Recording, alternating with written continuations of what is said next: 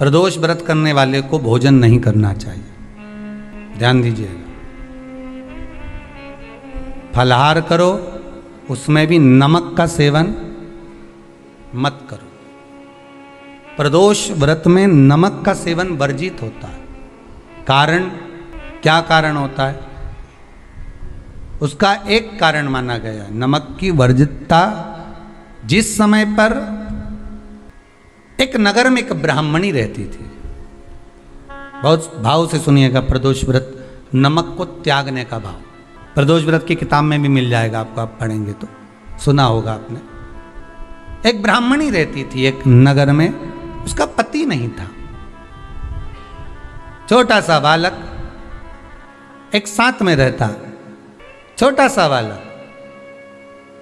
अब ब्राह्मण के घर की धर्म पत्नी है, ब्राह्मण कर्मकांड करने वाला, पूजन करने वाला, पाठ करने वाला, अनुष्ठान करने वाला, पूजन करने वाला, मंत्र जाप करने वाला, भगवत भक्ति में डूबने वाला। ब्राह्मण तो चले गया, ब्राह्मणी बच्चे के साथ रह रही है। क्या करे वो? अकेली निवास कर रही है, अकेली रह रही है। और ब्राह्मणी बच्चे के साथ भ्रमण करती रहती, घूमती, कहीं कहीं दर दर जाकर कुछ भिक्षा को मांग कर लेकर आ जाती। और भिक्षा लाने के बाद में उस भिक्षा को जब लेकर आती तो अपने बच्चे को भी खिलाती और स्वयं भी उसका पान करती। एक दिन ब्राह्मणी भ्रमण करते करते प्रदोष काल के समय पर शिव मंदिर में प्रवेश करी। प्रदोष काल के समय पर, और शंकर मंदिर में जब प्रवेश करा, प्रदोष काल किसको कहते हैं?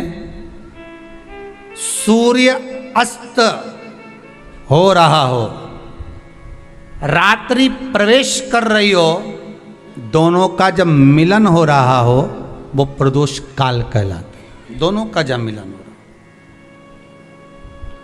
सूर्यास्त हो रहा हो, रात्रि अपना चरण बढ़ाने के लिए आगे बढ़ रही हो और दोनों का जब मिलन हो रहा है, वो प्रदोष काल है, वो प्रदोष का समय है। ब्राह्मणी मंदिर में प्रवेश कर रही। जब ब्राह्मणी मंदिर में प्रवेश करी, मंदिर के अंदर पहुंची, प्रदोष काल का समय था, प्रदोष का समय चल रहा था। और प्रदोष काल के उस समय में, प्रदोष काल के उस समय में जब ब्राह्मणी ने देखा कि कोई भगवान की भक्ति में लगा हुआ है, भगवान के रस तत्व में डूबा हुआ है। आज ब्राह्मणी के पास में कुछ पदार्थ नहीं है, अपने बच्चे का पेट भरने के लिए कुछ सामग्री नहीं है, और कुछ आस लेके वो प्रवेश करी है, कुछ आस लेकर वो अंदर प्रवेश कर जाती है। कोई ऋषि की पत्नी, कोई ब्राह्मण जन की अर्धांगिनी उस प्रदोष के समय पर शंकर का अभिषेक पूजन कर रही थी, भगवान शिव की आराधना कर रही थी, भगवान की भक्ति में डूबी हुई थी। जब भगवान शिव की आराधना में डूबी हुई है, आराधना कर रही है,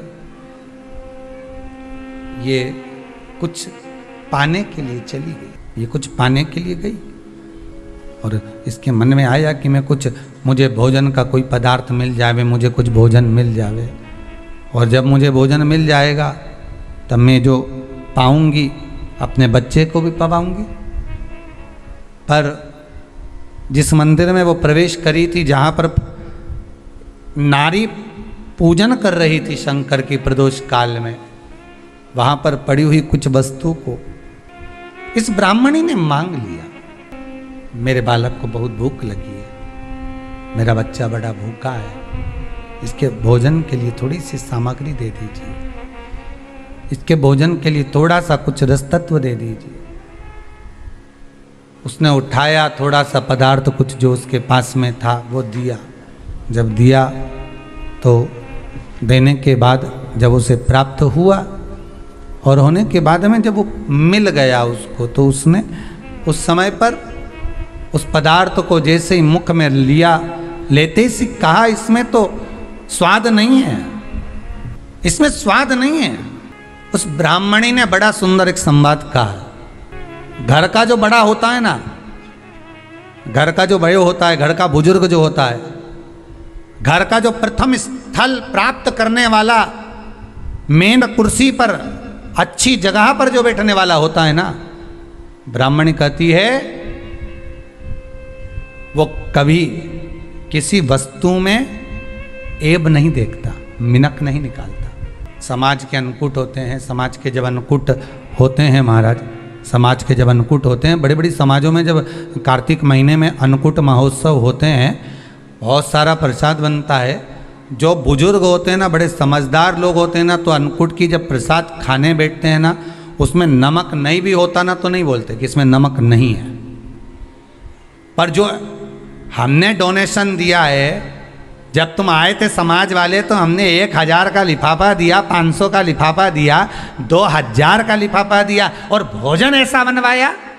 एक व्यक्ति वो जो खाकर चुपचाप चले गया और एक व्यक्ति वो जिसने प्रसाद पर उंगली उठाई। इन दोनों को अन्नकूट की तारीख पे इनका नाम लिख लो और अगला अन्नकूट आए तब दोनों की दशा देखना।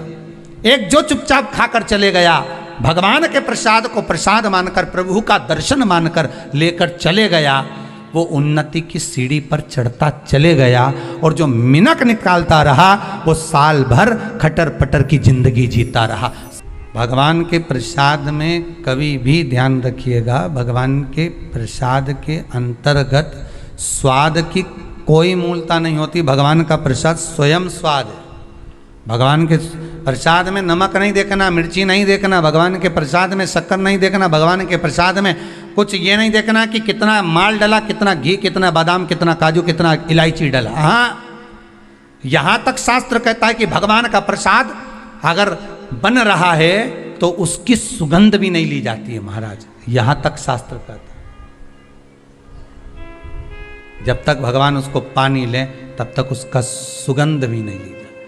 और कई कई जगह तो भगवान को प्रसाद अगर सूखा सामान हाथ में आ गया, इलायची कैसी है, मंदिर के अंदर जाने वाली है भगवान को डलने के लिए, लाओ यार किसकी दुकान से आई इलायची बताओ, इलायची तो 25 बार सूंघा, हाँ हाँ अच्छी है, अब सूंघ लिया तो भगवान इसको स्वीकार करेगा क्या?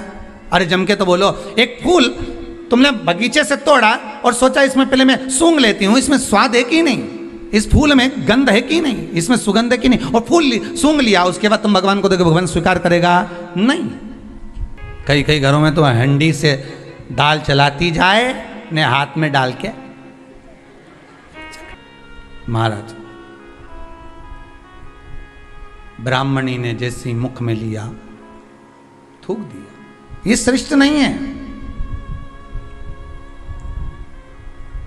जो ऋषि की पत्नी अंदर पूजन कर रही थी प्रदोष काल, उसने कह दिया आपका चेहरा बता रहा है कि आप ब्राह्मण की धर्म पत्नी, पर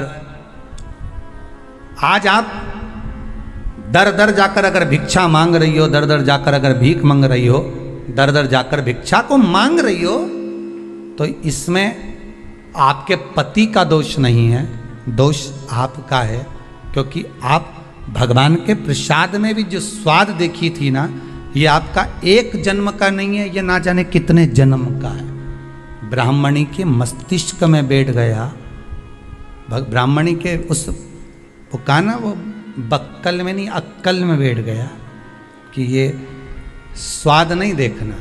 इसलिए प्रदोष व्रत के अंतर्गत ब्राह्मणी ने उस दिन से विचार कर लिया कि जैसे आप पूजन कर रही हो, जैसे आप अर्चना कर रही हो, जैसे आप आराधना कर रही हो, ऐसी आराधना, ऐसी पूजन, ऐसी भक्ति मैं भी करूँगी, ऐसी आराधना मैं भी करूँगी। अब मैं स्वाद नहीं देखूंगी। तो प्रदोष व्रत करने वाले को ध्यान रखना चाहिए कि नमक का सेवन ना करे, भोजन ना करे, फलाहार करिए, फल का आहार करिए, प्रयास करिए। और यदि आपने व्रत का ले लिया भोजन का कि हम तो एक टाइम फलाहार करेंगे, एक टाइम भोजन करेंगे, ऐसा भी कई लोग प्रदोष ले लेते हैं, तो वो बात आपकी है, आप तक रखो, ठीक है, अपने मन तक। ठीक है, बाबा आपकी मनोकामना पूर्ण करे, वो भी भाव रखो। अरे भगवान को धन्यवाद दो कभी कभी कि तूने अच्छे घर में पैदा किया, अच्छा परिवार दिया, अच्छा पति दिया, अच्छी पत्नी दी, अच्छे बच्चे दिए, अच्छा कुटुंब दिया, घर दिया, दुकान दी, जमीन जायदाद दी, शरीर अच्छा दिया, हाथ पैर आँख नाक मुंह सब बढ़िया दिया, एक के भी निपटा के नहीं भेजा तूने। मान लो एक आध निपटा के भेज देता तो क्या झगड़ा करने ऊपर जाते? एक ही कान देता और एक गायब कर देता तो यहाँ से चिपका देता, क्या कर लेते? हाथ एक देता और एक गायब कर देता। तो क्या झगड़ा करने जाते ऊपर कि मुझे ऐसा शरीर दिया? नहीं, भगवान को धन्यवाद देना कि मुझे अच्छे घर में पैदा करा, कटोरा लेके वहाँ चौराहे पे नहीं बिठाया।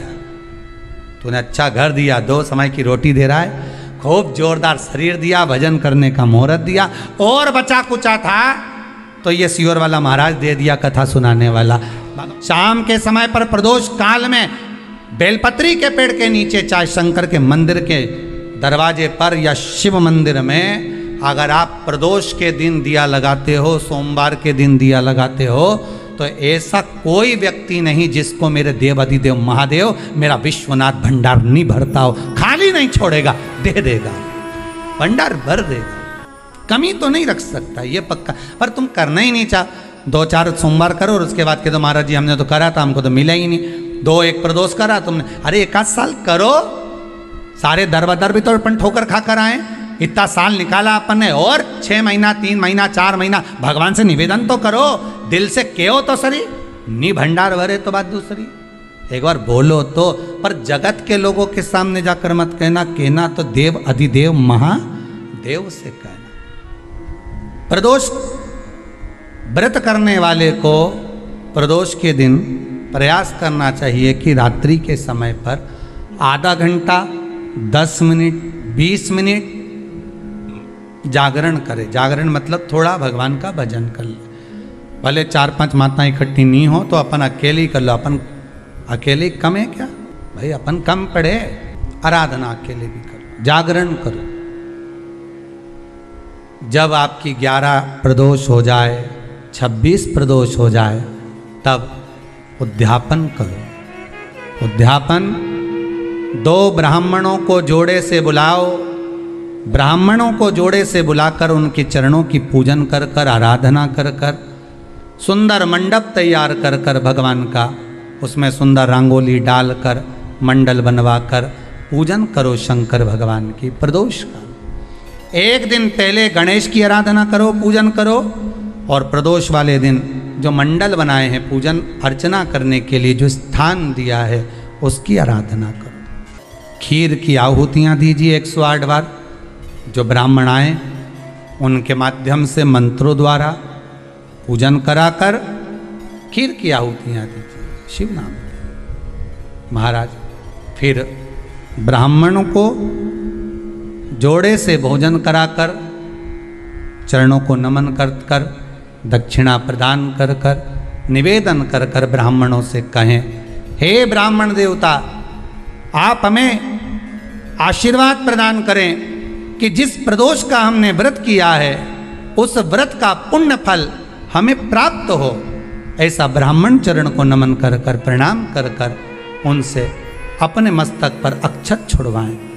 फिर नमन कर कर, भोजन कराकर विदा करें। शाम को भगवान का जागरण करें। ऐसे प्रदोष व्रत का उद्यापन कर अपने जीवन को सार्थक बनाएं।